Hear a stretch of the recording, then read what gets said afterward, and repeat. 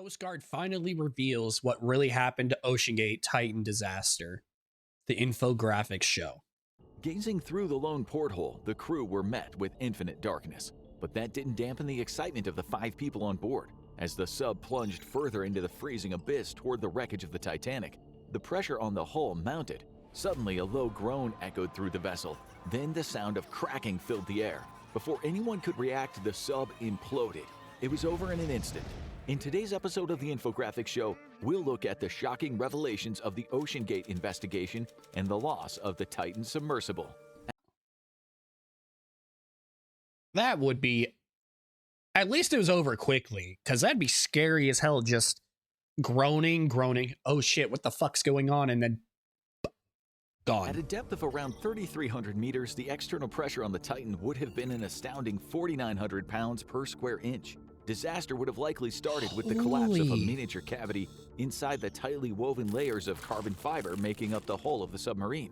This small void, and many more like it, would have been only big enough to be spotted on a microscope. It was a manufacturing defect OceanGate were likely to be aware of, and yet continued to use their non-independently inspected submersible to take people down to crushing depths. You pieces of shit. Seriously? This has to be a fucking conspiracy. They were all billionaires. This has to be a conspiracy. That's fucking insane. Catastrophic structural collapse followed. Microscopic cracks radiating from the initial point of collapse all around the carbon fiber hull. Propagating faster than the speed of sound, the crew inside would still have no clue what was happening. Nearly 5,000 pounds per square inch of water pressure pushed against those cracks, shattering the hull. Nanoseconds later, the titanium cap at the front of the submersible is popped off like a wine cork. The crushing depths work most at the front of the hull, where the titanium cap is now missing. The walls collapse inward, and then down toward the rear of the submersible, where the aft titanium cap remains attached and maintains structural integrity. The incredible pressure of the ocean water compresses the atmosphere of the submarine, traveling along the hull in fractions of a nanosecond. That is horrendous and horrifying to think about. Holy shit. The atmosphere also works on the body of the crew, forcing them down away from the point of collapse towards the rear titanium cap. 5 adult humans are pushed against each other and the titanium cap with so much force that their bodies begin to burst open. The water is now pushing the hull of the submarine in on itself from the front to the back, collapsing it like an empty soda can being stomped flat. The shattered remnants of the carbon fiber hull force the crew's body up against the aft titanium cap, with water quickly following. The crew's remains are liquefied into a thick whitish paste that lines the rear of the Titan. That's all that happens. Nothing solid remains, not even teeth. It's all over in a fraction of a second, but slowing time down lets us... Like I said, at least it was fucking quick. There's at least that. That's a shitty silver lining, but it's a silver lining nonetheless. Like, it was just gone. So there's that at least. But slowing it down really shows how horrifying this disaster was. Holy crap. Appreciate the horrible scale of the Titan disaster. And the Coast Guard now knows who's to blame, and while the previous scenario is only speculation, it is a very good guess as to what went wrong. The Titan submersible and OceanGate, the venture responsible for ferrying tourists to the wreck of the Titanic, was largely the brainchild of libertarian billionaire Stockton Rush. Rush formed OceanGate back in 2009. I have no idea who that is. Underwater tourism was an untapped potential. There was just one problem.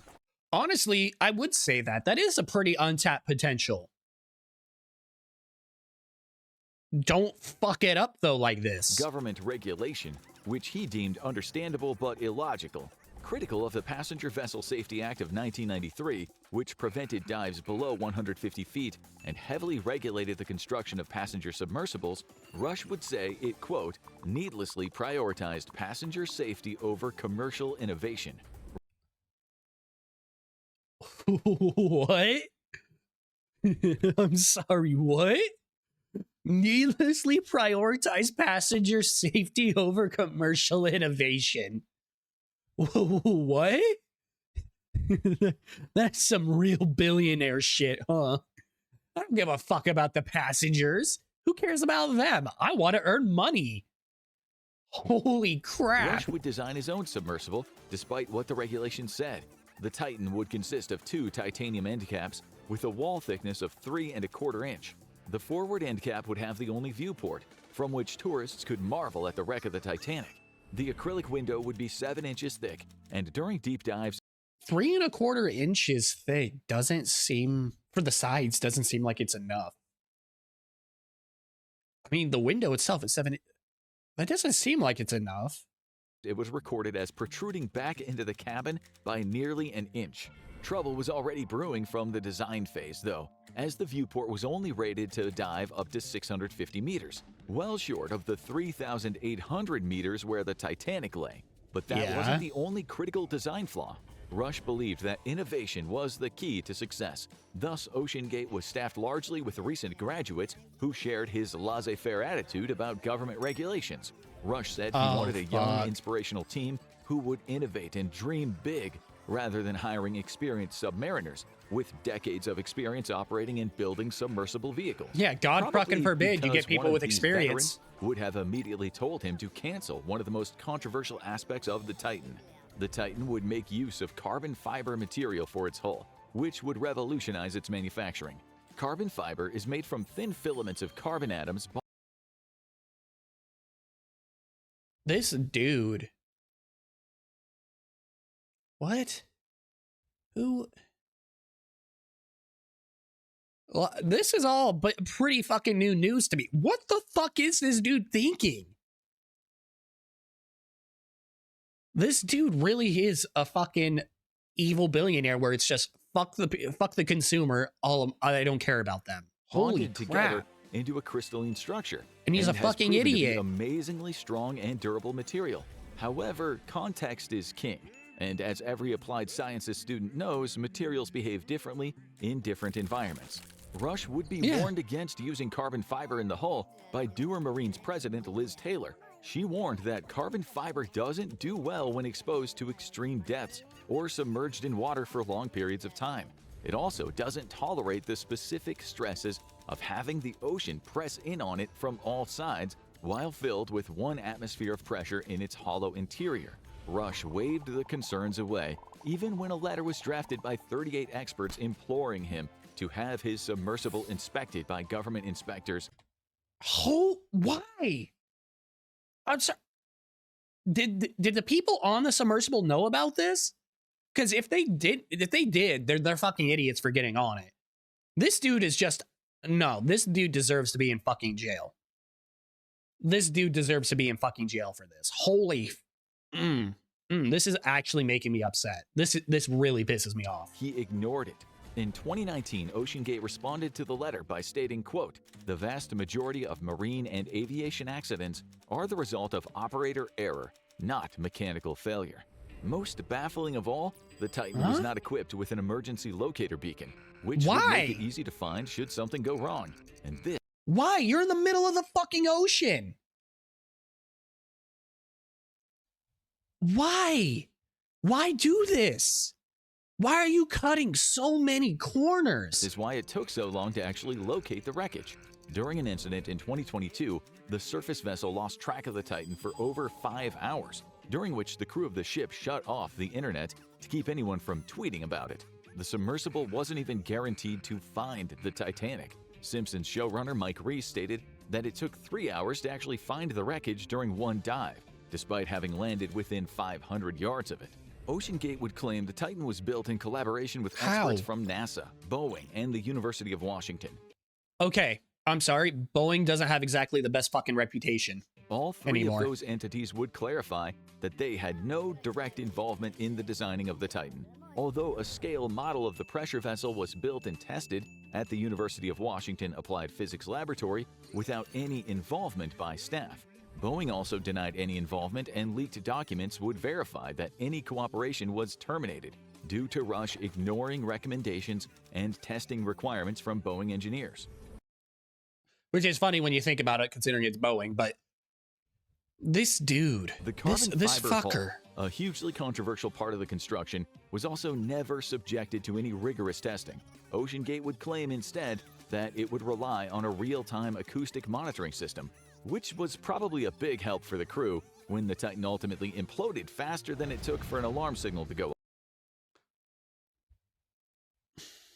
Yeah, because, you know, it's not like testing is a big thing on is a big part of safety or anything, but we've already established this dude doesn't fucking give a fuck about safety. Off. An operations director raising concerns over the lack of testing and design of various elements would ultimately be fired. In 2018, Rush would descend to 4,000 meters on board the Titan on a solo trip, becoming the second human after James Cameron to descend that deep. In 2019, a crew of 4 would descend to almost 3,400 meters. But during the dive, there would be very loud cracking noises coming from the hull. Yep, Carl time to go Stanley, up. a Time to passenger go. on board Time to at the go. time, raised concerns with Rush, stating that he believed that the hull had a serious flaw or a defect and that it was starting to break down. He warned that it could fail catastrophically. Rush would dismiss Stanley's suggestions and tell him to keep his opinions to himself. A new hull would be constructed in 2021, with Rush lying to investors about the delay. During the testing of the new hull design, several scale models imploded. Rush insisted on reusing parts of those imploded models for the real thing, despite a stream of warnings that the I'm sorry. These failed in the scale models. They failed, and you want to reuse them? components could be compromised Either this dude is doing this on purpose or he's a real fucking idiot. Either way, he's fucking horrible. and weaken the integrity of the new hull. Lifting rings to aid in the recovery of the Titan were also added, and this was despite further warnings that the submarine's body was not capable of handling the tension and the load stress that it would have to bear when lifted. Communications problems during test dives were frequent, with the sub losing all contact for hours at a time with its tender ship above. Thruster and buoyancy issues also plagued the Titan, and during a 2021 test dive with TV host Josh Gates, the Titan only made it 30 meters before multiple technical failures forced a cancellation of the dive. Gates would decline an invitation to join the Titan on a dive to the wreckage of the Titanic. Stockton Rush's Smart fucking disregard move for government regulation and cowboy attitude had set the stage for a disaster. So, what exactly happened? I want to know. So, despite all this, how the fuck did he get away with it? Did he just pay people off and whatnot? Like, how, if it's against government regulation, all this, how was he able to actually do this? You know? Like, how? On a previous expedition, the submersible and the skiff it was being towed on were partially submerged for 3 days as it was dragged out to the dive site. On another occasion, just days before the fateful dive, the Titan was stuck in a high sea state, battering the crew around for almost an hour. Despite this, on June 17th, the Titan passengers underwent a day of training in preparation for their dive, unaware of the fate that awaited them. On June 18th at 9:14 a.m., the Titan disengaged from its support platform and began its long dive to the wreck of the Titanic. The Titan did not have hardline communications with its tender vessel, the Polar Prince, and instead relied on a text messaging application. At 165 meters, the Polar Prince sent a K message to the Titan per Ocean Gate procedures. This meant a comms check. Almost a minute later, the Titan responded with K as well. Other than the text messaging system, the Titan also relayed constant pings to the Polar Prince every 5 to 10 seconds. This system would continue operating even during most communication failures in previous dives. As the Titan continued its dive through a text message. A text. Oh my god. This is worse than I could have ever fucking thought. I thought the fucking controller they chose was bad. This is horrendous. Everything appeared to be going well, though a communications failure arose around 10 a.m., with the Polar Prince repeatedly texting the Titan with no response. At 10:13, the Titan finally responded, stating they had lost system and chat settings, another failure of the communication software. Here, things become curious, because the Polar Prince receives a message saying this is PH, or Paul Henri, a French Titanic expert. When asked if he could see the Polar Prince on his display, the Titan simply sent a message back again saying, "This is PH." It's possible that this communications failure meant that the Titan was not seeing the Polar Prince's messages correctly, though it's also possible that there may have been some error with the air filtration system, leading to confusion from or maybe a language barrier? carbon dioxide buildup. At this moment, Did you both not ideas remain purely speculative. At Yeah, it would 10:47, have to be. The first sign of trouble arose. A message from the Titan read, "Dropped 2 WTS." This was likely a reference to the weights the Titan used to help it sink to the bottom of the sea. Now, at a depth of almost 3,350 meters, it's possible the Titan was releasing weights as part of its slowdown procedures. In a previous expedition on a different submersible, Stockton Rush had smashed his vessel straight into the wreck of the Andrea Doria ocean liner. 6 seconds after receiving this message, the Polar Prince stopped receiving automatic pings that it would normally get every 5 to 10 seconds. It's believed that the Titan had experienced a catastrophic implosion at this time. The crew would not have had time to react or even perceive their own deaths, with the implosion happening in fractions of a second. It is likely, though, that they probably heard the same sounds of fatigue and stress on the hull of the submersible as had been heard on previous dives. This time, though, the fatally flawed carbon fiber hull would not tolerate the pressures and cave in on itself. The story of the Titan mirrors that of the Titanic, one of extreme hubris and foolishness, in this case from Stockton Rush, who believed that he was above the petty concerns of government regulation and even advice of experts. Yet his he's a fate in the billionaire, of murder course he thinks 4 of that. his passengers serves as a reminder that Wait, so he government died? regulation may be restricting for business, but it exists for a reason. Now go watch I Was Trapped Underwater for 3 days, or click this other video instead. Honestly, this sounds like it could be an interesting video too. I may check it out. That was so much worse than I thought it was. Like, so much fucking worse. Oh my god.